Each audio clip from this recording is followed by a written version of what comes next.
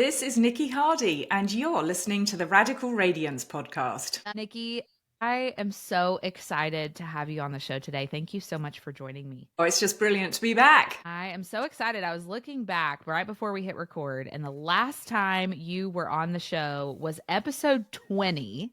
That episode released on April 30th of 2020. So we've had 5 years of life in between these two conversations. I know we have both lived a lot of life in the last 5 years, and much of that has led to the words that we have both written and the books that we're putting out this year, which I am so excited to talk about. So just thanks for being here. I'm excited for today. I'm excited too. I mean, it's been quite a 5 years globally, socially, Yeah. in so many different ways, and then in our own little worlds as well. But God is still God. He's the God he was 5 years ago. Amen. I love how I originally learned about Niki Hardy. And I don't know if you remember this story. I don't think I do. Tell me. Okay. So somebody shared your book with me, Breathe Again, back right when I was starting the podcast. What year did that come out? Did it come out in 2020? No, 2019, August. Okay, so it had been out for a minute and somebody shared it with me. I wish I knew who. And I ordered a copy. I was just begging anybody, like my mom, my friends, to talk to me on this little podcast thing that I had started. And I remember either reaching out to, I don't know, your publisher, somebody to try to get in contact with you. And I just remember thinking, like, there's no way in the world she'll say yes.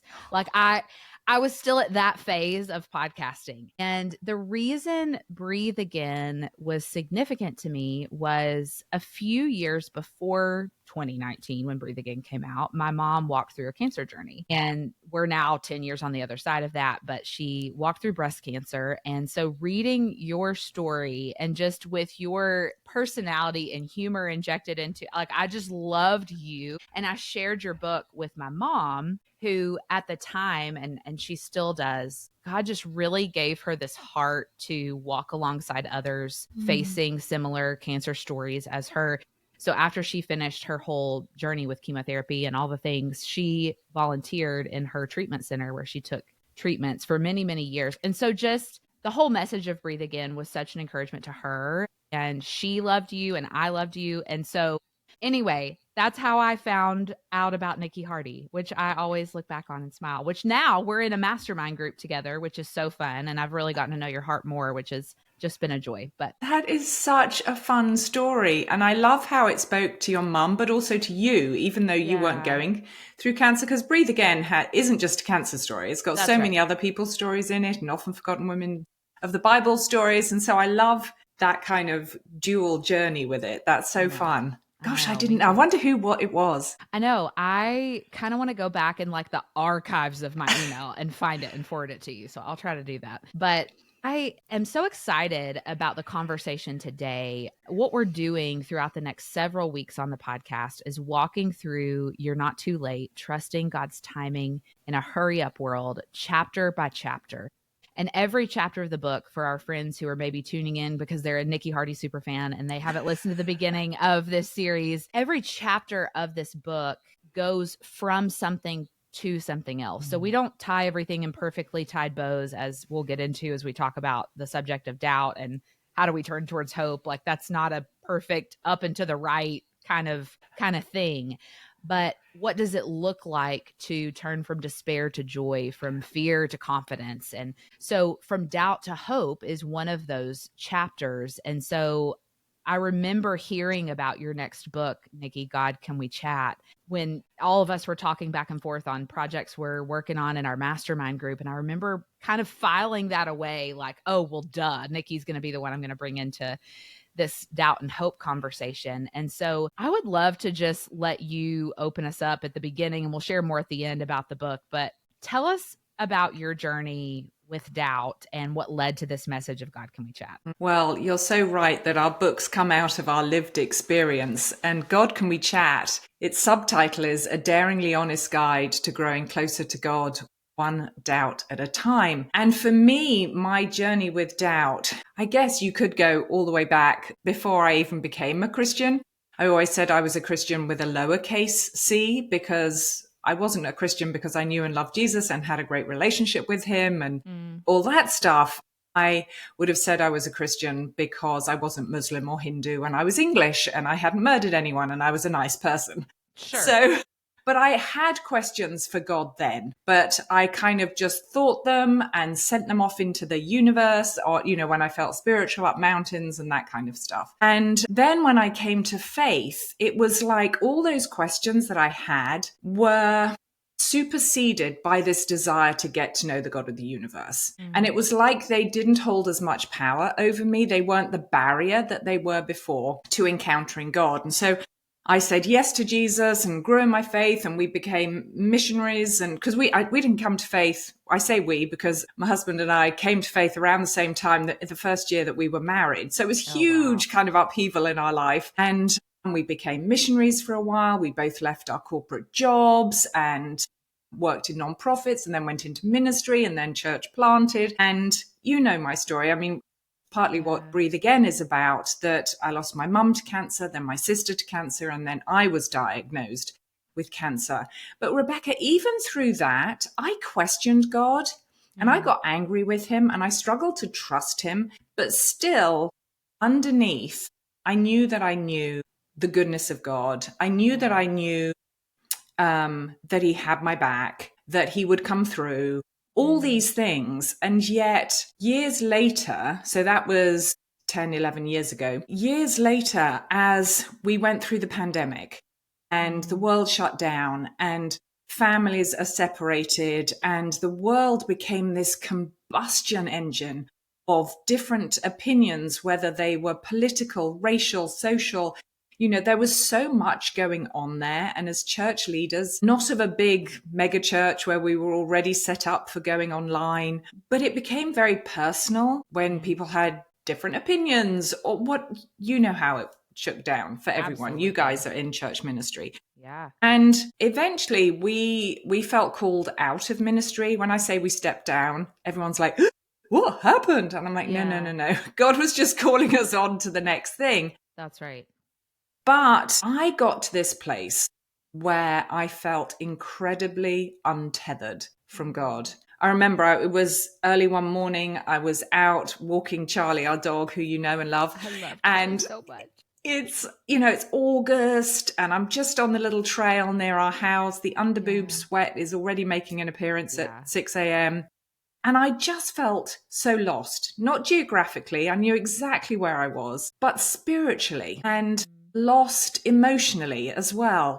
And I remember coming back inside and Al was sitting down on the couch having his quiet time. And with the emotional maturity of a tween, I rolled my eyes thinking, oh, he's so spiritual.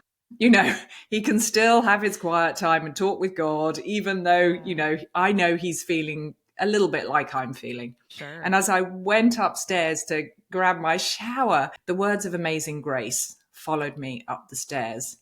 And it was in that moment, everyone I'm sure is familiar with, you know, I once was lost, but now I'm found, was blind, but now I see. And I just listened to that and thought, no, the opposite is now true for me. I once was found, but now I'm lost.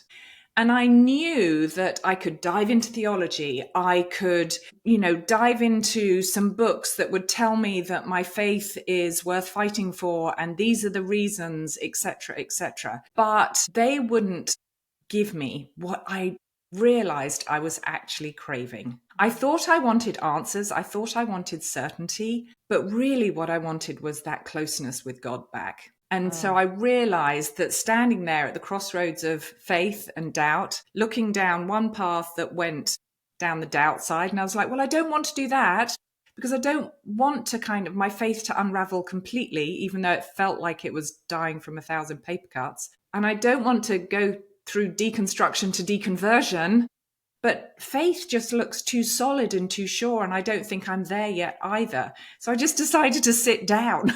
Kind of sit down at that crossroads and chat with God. And ultimately, as I explain in the book, you know, I found that intimacy, if not the certainty I thought I needed. Yeah. Oh, that's so beautiful. I love that so much. And I'm excited now that listeners know a little bit more of your story. I'm going to read us a little bit of an excerpt from this chapter in a moment that tells about a similar moment in my own life. And before I do that, in every chapter of the book, I've kind of made these, we would call them sticky statements in the publishing industry, but these statements of the world would tell us XYZ when it comes to doubt, fear, whatever. But then when we search the scriptures, God tells us this. And so for doubt, I think a lot of times we wonder, or the world might convince us to believe, we wonder if God will really come through for us. You actually said that a couple of times as you were kind of recounting your story. When we know, as we look to scripture, that God is sovereign, He is in control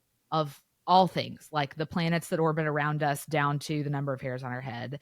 And so many times, I know in my own life, my doubt, or where I've struggled with doubt in my relationship with the Lord many times, is when I call into question that very truth. Like, is God really in control? Is He really sovereign? Does He really know that that's going on is the thing that will bring Him the most glory and me the most good? No. Exactly. And so I will often tether, and I think a lot of us do this, we tether our circumstances to the goodness of God. And as long as circumstantially we're good, He's good. And if not, He's not. And so I want to read us a story, a little bit of a story. So bear with us, but I'm trying to read little excerpts along the way during this series, which is super fun. And fellow pastor's wife over here, after the craziness of 2020 and leading a church through what our nation had never experienced before and all of those things, we were really sensing God leading us back to East Tennessee, where I'm from, where my husband had lived for many, many years. And so I'm going to read a little excerpt about that season of our lives. So this is from page 59 in the book. If you're listening later and you have a copy of You're Not Too Late. Dustin and I were married in May of 2019, around 10 months before COVID-19 struck our nation. As Dustin led our church through the pandemic and the chaos that ensued, I pursued a 2-book traditional publishing contract and wrote my debut book, Do the Thing. I did this in the margins of a demanding full-time job, all while supporting Dustin's church ministry. It was anything but easy. It was anything but an easy first few years of marriage. The common thread that had bonded us many days was our shared dream to move back to Tennessee. Caven was home for now, we felt, but we longed to return to the loved ones and landscapes that felt our own. One day, I found a job posting in East Tennessee that caught my attention. I read the job description no less than 12 times and finally closed the browser. Tapping a pen on my desk, I thought about texting the link to Dustin. In fact, I had already drafted the message when God spoke clearly to me and said that I was not to bring up the opportunity to him. But what if this is our opportunity to move home? I exclaimed aloud in our otherwise quiet home. I sensed the Holy Spirit say, don't you think that if this is something you are to pursue, that I am fully capable of bringing it to Dustin's attention as well? In obedience to God, I buried my head in my hands and deleted the text message I drafted to Dustin. It wasn't like I hadn't shared other job opportunities with him, or moving to Tennessee wasn't something we considered often. Something just felt different this time. Weeks passed, 2 long weeks. We were on our way home from dinner when Dustin, hand on the steering wheel, peered at the stretch ahead and said, well, I saw a church in East Tennessee that is looking for a pastor. The blood immediately drained from my face. I know, I said, looking straight ahead. I explained to Dustin how I'd sensed that if it was an opportunity for us, that he was to bring it up for some reason. We discussed the pros and cons and we prayed for God to lead us. And then we agreed that if we continued to feel our hearts stirred the following week, Dustin would submit his resume. The next week, Dustin applied for the role, and then absolutely nothing. Not a peep for 6 months. He stayed busy with his current position and responsibilities without being concerned about where this Tennessee opportunity might or might not lead. I did not handle it so well. Every month or so, I'd scour the church's website to see if a new family had been added to their staff page. And one day I thought to check the board where I had initially seen the job posted. The listing had been removed. My heart dropped as tears fell. Clearly, this wasn't for us. Clearly, it was meant to prepare me to be able to entertain an opportunity to move home without letting it become an idol. I prayed, God, I accept the lesson here and surrender my heart's desires back to you again. Months passed with no sign of the church calling a pastor. I told my best friend about the situation. To be as private as possible about the prayer concern, we began calling it Project V, short for Vonore, the town where the church is located. A handful of times when we were catching up, she would ask, "Any news from Project V?" I would shake my head no. One day I was sitting on my parents' couch in East Tennessee, enjoying a morning cup of coffee with my mom, when Dustin texted me, "Check your email." To my surprise, I opened my inbox to a forwarded email from the chairman of the search committee telling us that after months of prayer, reviewing hundreds of resumes and listening to various sermons, the committee had unanimously voted in favor of pursuing Dustin for the lead pastor position. I was shocked. As I was trying not to react, since I didn't want to let my parents into the excitement before there was anything to be excited about, Dustin texted me that he'd scheduled a call with him. Okay, I'm going to stop there because I want people to read the rest of that chapter to hear more about this. I'll give you the end of the story. We did come to that church. We moved back to East Tennessee, and it has been an awesome season of life and incredibly hard. So even when we get what we want, many times it doesn't look like we had anticipated, right? And Niki's shaking her head for those listening who can't hear us talking or can't see us. But I think so many of us face kind of the crossroads of that, like, okay, I've taken the obedient next step. I've submitted the resume. God, I sensed you leading me in this direction. And yet we sit in the meanwhile, waiting for God to work it out. So for our listeners who are there, how do we trust him in the meanwhile of that? What's that look like for you? It's so hard. Yeah. Because in so many situations, it's not a matter of, do I get the job or not? It's, will I live or not? Will my kid be okay or not? Can I pay the rent or be evicted or not? And so when we talk about, is God sovereign and is God in control? Sometimes we question that sovereignty and control, because if we were God, we would not treat people like that. That's what comes up in me. If I'm honest, Rebecca, I'm like, well, I would not have let that kid die, or I wouldn't. My sister was 43. I'm like, she had a whole, that doesn't feel good and sovereign to me. That's right. And so that's why I think we end up questioning, but what do we do in that place of either the in-between and the not knowing, and will it work out? Won't it work out? And the world wants to tell us, don't trust God, do it yourself. You've got to make it happen yourself. How many times have I made something happen and said, come along, God, this way, off we go. Come on, keep with the plots. What are you doing? I think the most important thing I found is to stay connected with him, to keep leaning into him, even if it's with words and sentences that you would not want anyone else to hear. That sound so awful, but it's so much better, in my experience, to lean into God, even if it's with anger and disappointment, than it is to let that anger and disappointment turn you away from him. Because I don't know about you, but I can handle a whole lot more mystery and disappointment when I'm in relationship with him than when I'm not. And that relationship can fuel that trust. And then there's a whole, in Breathe Again, there's that 5-step plan for trusting God. But it talks, one of the things is check out his credentials. Go back to when you've trusted him before and it's worked out, even if it didn't look like you thought it was going to. Ask people with great faith, how do you trust God? That's what's great about this podcast. People who are listening are checking out his credentials right now. I'm not going to ask a plumber into my house and my life without checking him out. So why would I trust God with the lives of my kids and my family and my future and my eternity without checking him out first? So those are some of the things for me. How about you? That's so good. In addition to checking his credentials in the sense of remembering his past faithfulness, in tandem with that for me, and I have a whole section about this in this chapter, I find it so helpful and so refreshing to step back and think about his character. The thing about God that has blown me away in the midst of a life filled with so much change, which I know we've all experienced and can relate to over the last few years, is the fact that he doesn't change, right? So if we think about everything we know to be true about him, and I'm reading these characteristics straight from the book, which are straight from scripture, he is holy. God is perfect. He is infinite. God is limitless. He is immutable. God never changes. He is self-sufficient.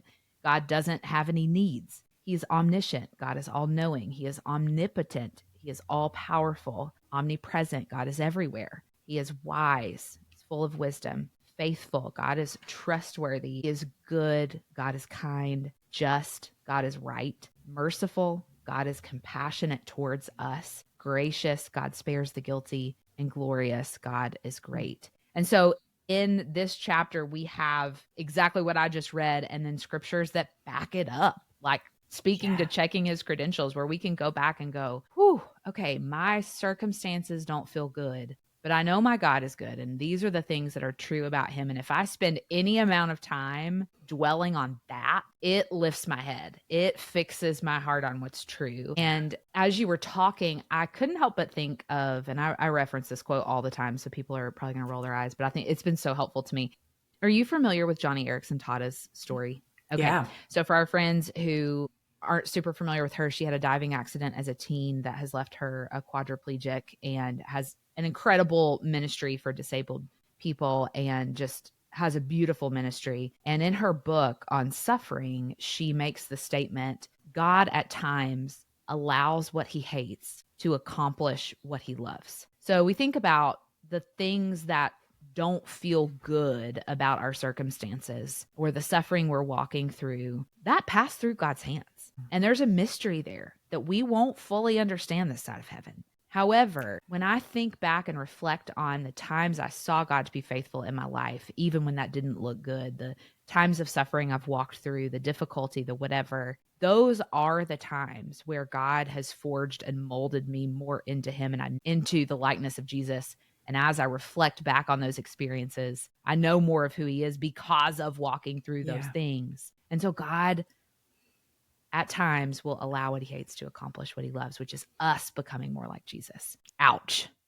Yeah. And transformation, takes change. It takes, sanding off those bristly parts of us. It requires so much, and it doesn't feel good. So therefore, we equate that with God not being good. And it's not helped, is it, Rachel? But the world telling us that the full, abundant life is happy, skippy, healthy and wealthy, and, airbrushed and Botoxed and, neutral tones and all that kind of stuff. It doesn't help. So when our life doesn't reflect that, it's more of the before than the after picture. It's easy to assume, well, God's dropped the ball. Yeah.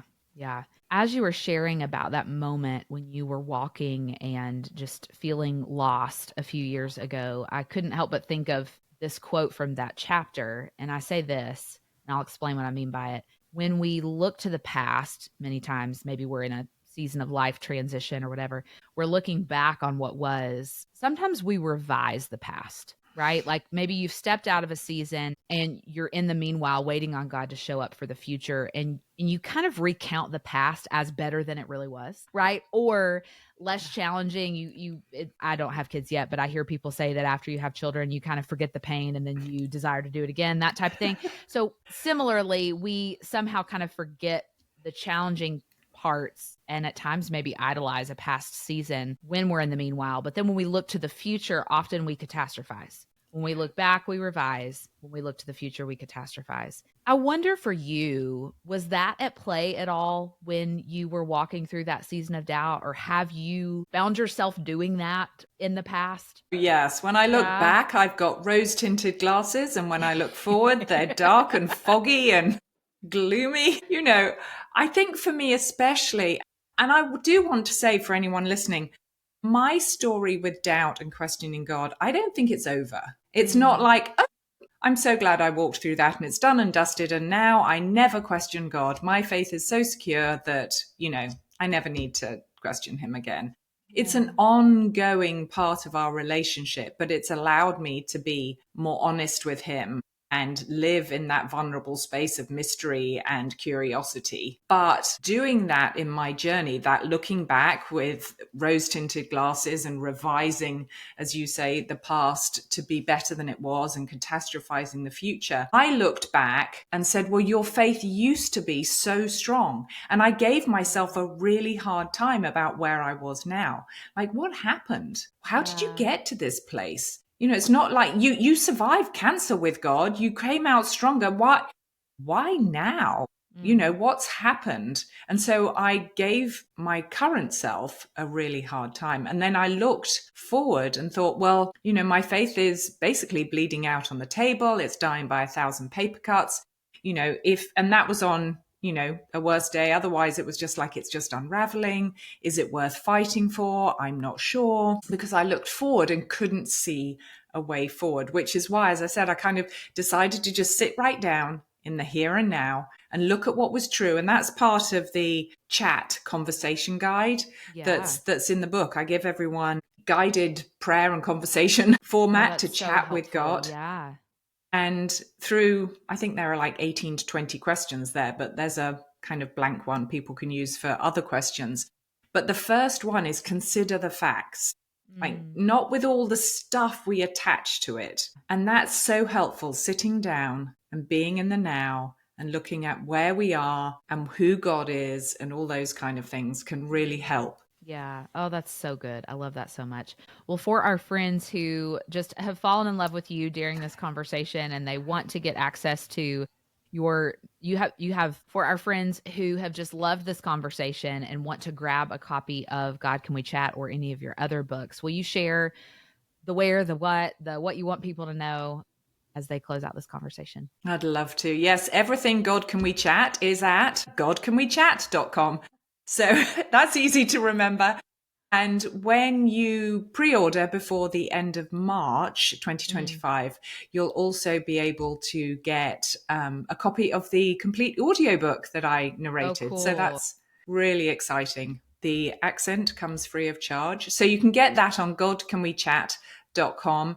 And you'll also can get the first 3 chapters for free if you want to. That's on my website, nikihardy.com. And I'm on Instagram, niki.hardy, some of the time, not all of the time. So yeah, and I love, you know me, Rebecca, I'm a people person. So when people hit reply on emails, I just love it. I love that so much. Well, there is a question that I ask all of our guests that come on the Radical Radiance podcast. And I'm excited to ask you this question, I guess for the first time, because my podcast had a different name back in 2020, a million years ago, when we first had a conversation.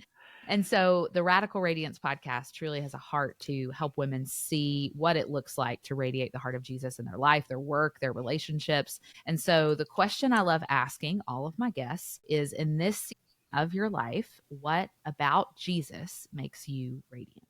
Well, when I saw that you were going to ask me that question, Rebecca, I immediately thought of the time when Jesus is with his disciples and he says, come to me, all you who are weary and heavy laden and heavy burdened, and I will give you rest. And I love the way Eugene Peterson puts it. He says, come to me, all you who are burnt out on religion and tired and exhausted. And then he says, walk with me, work with me, learn the unforced rhythms of grace and live lightly and freely. And that image of being able to walk with Jesus along the dusty roads of my life and talk with him and walk with him and learn from him and work with him to learn these unforced rhythms of grace and live lightly and freely. And I think that is where I would learn to be more like him, as you talked about, and therefore reflect his radiance in those unforced rhythms of grace, living lightly and freely. Oh, that's beautiful. I love that so much. Well, I am so grateful for you, friend. I can't wait for our friends to go grab a copy of God Can We Chat. And if you want a real treat, you can go back and listen to baby podcaster Rebecca attempt to interview Niki in episode 20 of the podcast, which feels crazy. And I'm just, again, so grateful that you would come back on and share about this important message and talk to me about doubt for a little while. This was so fun. Thanks for being with me today. No problem. It's been a joy. Thanks, Rebecca.